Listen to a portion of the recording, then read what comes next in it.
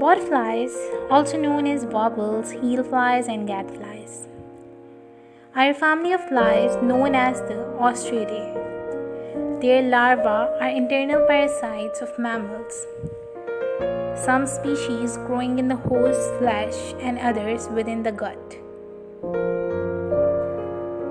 So now you will be wondering, how do they reproduce? So let me tell you that female botflies lay eggs on blood-sucking arthropods such as mosquitoes or ticks.